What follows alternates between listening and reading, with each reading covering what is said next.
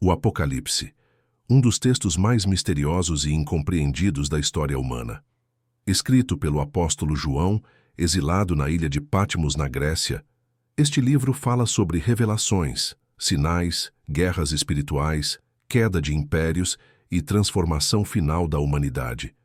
No contexto bíblico e teológico, a ideia central é que João não escreveu o livro por sua própria imaginação, mas sim como um instrumento através do qual Deus, por meio do seu Espírito, transmitiu mensagens e visões sobre os eventos finais e a revelação de Jesus Cristo. Mas, e se estas mensagens não fossem sobre destruição, e sim sobre transição? Não seria o caso do início de uma nova era? A Era Dourada da humanidade, já mencionada anteriormente por diversas civilizações? E se diferentes tradições espirituais, do cristianismo ao espiritismo, dos maias ao hinduísmo, estivessem descrevendo a mesma mudança, usando linguagens distintas? Sim, a palavra apocalipse vem do grego apokalipsis, que significa revelação ou desvelamento. O termo se refere à descoberta de algo que estava oculto e não se restringe ao sentido popular de fim do mundo, sendo que é o nome do último livro da Bíblia, que contém revelações sobre os propósitos de Deus. Significado original. A palavra é formada por apo, que significa afastar, e kaliptein, que significa ocultar, o que resulta em tirar o véu. Para entender o Apocalipse, precisamos antes entender João. Perseguido pelo Império Romano, isolado, preso, e ainda assim escolhido para receber uma mensagem. Não uma mensagem de desespero, mas de esperança. Muito antes de João escrever o Apocalipse, Jesus já havia revelado os sinais dos tempos. Vejamos a seguir. Em Mateus 24, e quando Jesus ia saindo do templo, aproximaram-se dele os seus discípulos para lhe mostrarem a estrutura do templo. Jesus, porém, lhes disse: Não vedes tudo isto? Em verdade vos digo que não ficará aqui pedra sobre pedra que não seja derrubada. E estando assentado no Monte das Oliveiras, chegaram-se a ele os seus discípulos em particular, dizendo: Dize-nos, quando serão essas coisas, e que sinal haverá da tua vinda e do fim do mundo? E Jesus respondendo, disse-lhes: Acautelai-vos, que ninguém vos engane. Porque muitos virão em meu nome dizendo, Eu sou o Cristo, e enganarão a muitos. E ouvireis de guerras e de rumores de guerras. Olhai, não vos assusteis, porque é mister que isso tudo aconteça, mas ainda não é o fim. Porquanto se levantará nação contra nação, e reino contra reino, e haverá fomes, e pestes, e terremotos em vários lugares. Mas todas estas coisas são o princípio das dores. Então vos hão de entregar para serdes atormentados, e matar-vos-ão, e sereis odiados de todas as nações, por causa do meu nome. Nesse tempo muitos serão escandalizados, e trair-se-ão uns aos outros, e uns aos outros se odiarão. E surgirão muitos falsos profetas, e enganarão a muitos. E por se multiplicar a iniquidade, o amor de muitos esfriará. Mas aquele que perseverar até ao fim, esse será salvo. E este evangelho do reino será pregado em todo o mundo, em testemunho a todas as nações, e então virá o fim. Quando, pois, virdes que a abominação da desolação de que falou o profeta Daniel está no lugar santo. Quem lê, entenda. Então os que estiverem na Judeia, fujam para os montes. E quem estiver sobre o telhado, não desça a tirar alguma coisa de sua casa. E quem estiver no campo, não volte atrás a buscar as suas vestes. Mas ai das grávidas e das que amamentarem naqueles dias. E orai, para que a vossa fuga não aconteça no inverno nem no sábado. Porque haverá então grande aflição, como nunca houve desde o princípio do mundo até agora, nem tampouco há de haver. E se aqueles dias não fossem abreviados, nenhuma carne se salvaria. Mas por causa dos escolhidos, serão abreviados aqueles dias. Então, se alguém vos disser, eis que o Cristo está aqui ou ali, não lhe deis crédito, porque surgirão falsos cristos e falsos profetas, e farão tão grandes sinais e prodígios que, se possível fora, enganariam até os escolhidos. eis que eu vô-lo tenho predito. Portanto, se vos disserem, eis que ele está no deserto, não saiais.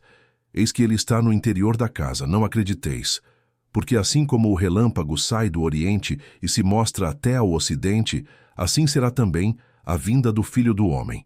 Porque onde quer que estiver o cadáver, ali se ajuntarão as águias. E logo depois da aflição daqueles dias, o sol escurecerá, e a lua não dará a sua luz, e as estrelas cairão do céu, e as potências do céu serão abaladas. Então aparecerá no céu o sinal do Filho do Homem, e todas as tribos da terra se lamentarão. E verão o Filho do Homem vindo sobre as nuvens do céu, com poder e grande glória. E ele enviará os seus anjos com rijo clamor de trombeta, os quais ajuntarão os seus escolhidos desde os quatro ventos, de uma a outra extremidade dos céus. Aprendei, pois, esta parábola da figueira. Quando já os seus ramos se tornam tenros e brotam folhas, sabeis que está próximo o verão. Igualmente, quando virdes todas estas coisas, sabei que ele está próximo, às portas. Em verdade vos digo que não passará esta geração sem que todas estas coisas aconteçam. O céu e a terra passarão, mas as minhas palavras não hão de passar. Mas daquele dia e hora ninguém sabe, nem os anjos do céu, mas unicamente meu Pai. E como foi nos dias de Noé, assim será também a vinda do Filho do Homem. Porquanto, assim como nos dias anteriores ao dilúvio, comiam, bebiam, casavam e davam-se em casamento, até ao dia em que Noé entrou na arca. E não o perceberam, até que veio o dilúvio, e os levou a todos, assim será também a vinda do Filho do Homem. Então, estando dois no campo, será levado um e deixado o outro. Estando duas moendo no moinho, será levada uma e deixada a outra. Vigiai, pois, porque não sabeis a que hora há de vir o vosso Senhor. Mas considerai isto: se o pai de família soubesse a que vigília da noite havia de vir o ladrão, vigiaria e não deixaria minar a sua casa. Por isso estai vós preparados também, porque o Filho do Homem há de vir a hora em que não penseis. Quem é, pois, o servo fiel e prudente, a quem o seu Senhor constituiu sobre os seus servos, para dar-lhes o sustento a seu tempo? Bem-aventurado aquele servo que o seu Senhor, quando vier, achar fazendo assim. Em verdade vos digo que o porá sobre todos os seus bens. Mas se aquele mau servo disser no seu coração, o meu Senhor tarde virá, e começar a espancar os seus conservos, e a comer e a beber com os ébrios, virá o Senhor daquele servo num dia em que o não espera, e a hora em que ele não sabe, e separá-lo-á, e destinará a sua parte com os hipócritas. Ali haverá pranto e ranger de dentes. Quando olhamos para o cenário atual, percebemos paralelos diretos com as profecias, a abertura dos selos, caos, guerras, fome, pragas. O toque das trombetas, eventos climáticos extremos, corpos estelares cortando o espaço. A grande meretriz, corrupção política, ganância desenfreada, sede ao poder e decadência moral da humanidade. O dragão e a besta, sistemas de controle, manipulação, vigilância global. A marca da besta, tecnologia, controle econômico, digitalização total. Para o Espiritismo, a Terra vive um momento de mudança vibratória, da prova e expiação para o mundo de regeneração. Isto também retrata a mudança dimensional da terceira, para a quinta dimensão. A terceira dimensão é onde a consciência se manifesta através da dualidade. O certo e errado, o gosto do não gosto, o bom e o mal. Verdades pautadas meramente em nossas experiências de vida. No que diz respeito ao físico, a terceira dimensão é onde as coisas se manifestam em largura, altura e profundidade. Então, o que seria a quinta dimensão? A quinta dimensão é um estado de consciência.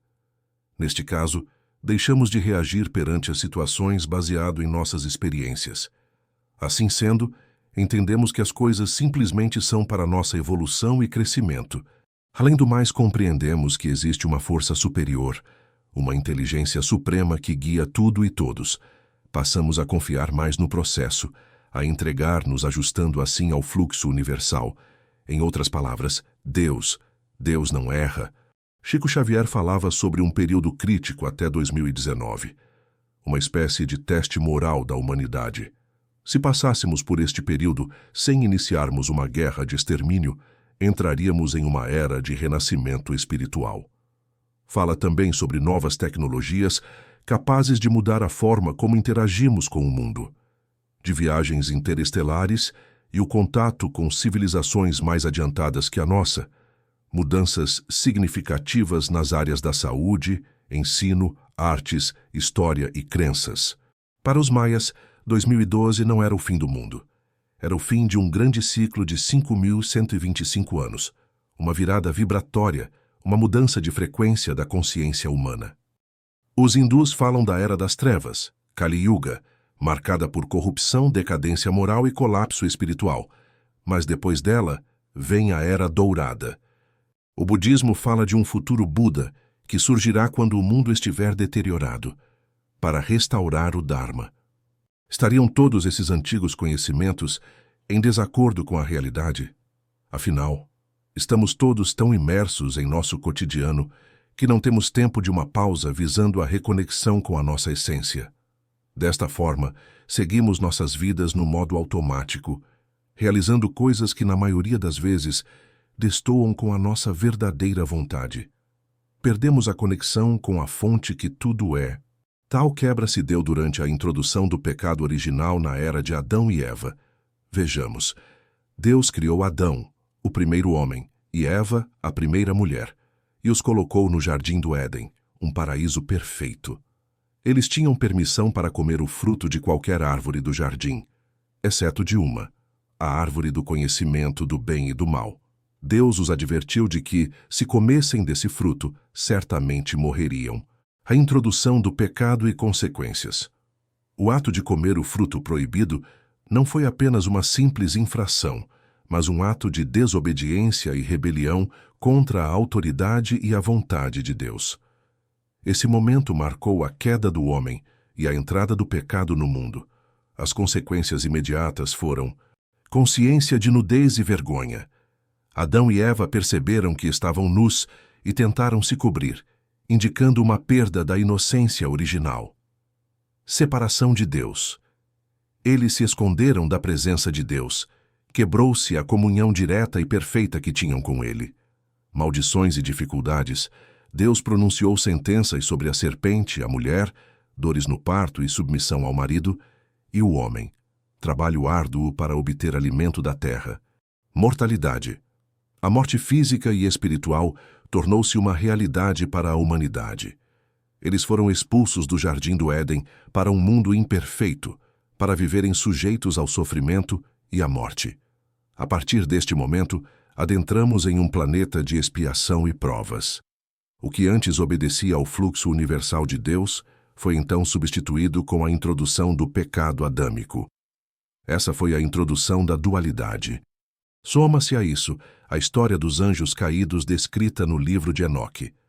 O livro de Enoque descreve a história de anjos rebeldes, os vigilantes, que desceram à terra, tomaram mulheres humanas e ensinaram conhecimentos proibidos, resultando na criação dos Nefilim, uma raça de gigantes.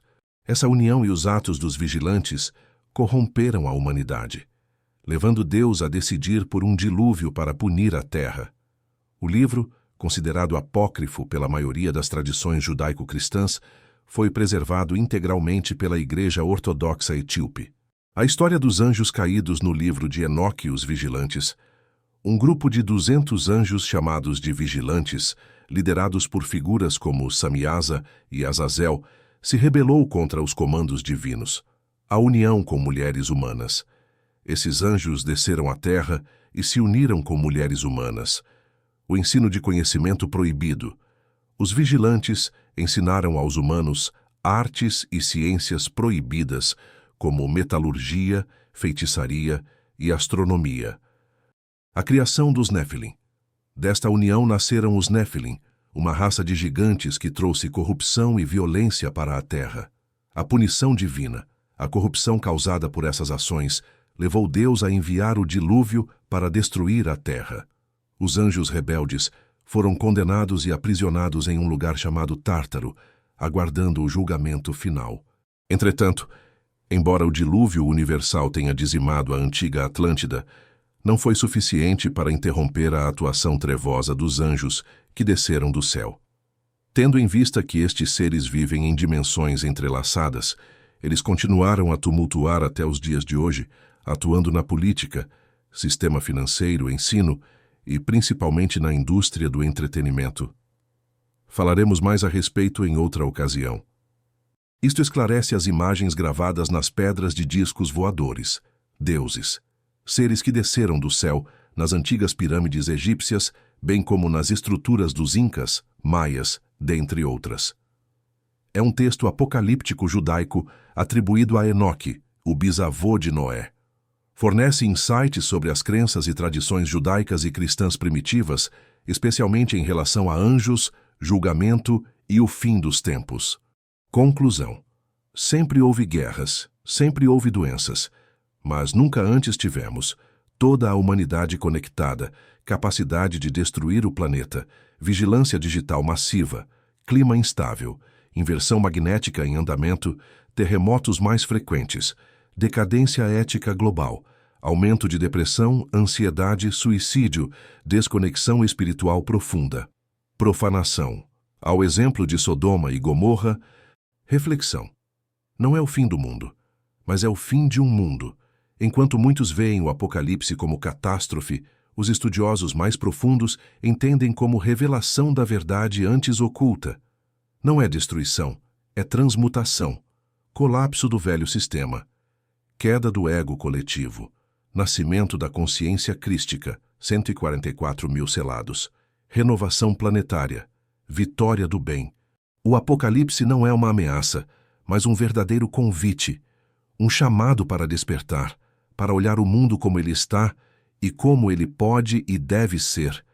As profecias não vieram para te assustar, vieram para te preparar, porque no fim de tudo, não vence a besta, não vence o dragão, não vence a escuridão, vence a luz, vence o Cristo, vence o amor, que tenhamos condições de olhar o próximo como irmão e não como ameaça, prevalecendo assim o real ensino daquele que veio há 2000 anos atrás, nos trazendo o exemplo real da humildade, perdão, amor e fé. Que a sua verdade não ofenda, não machuque, não diminua, mas venha a somar, e que assim unidos possamos implementar a nova era da humanidade. Bem-vindo à era do compartilhamento.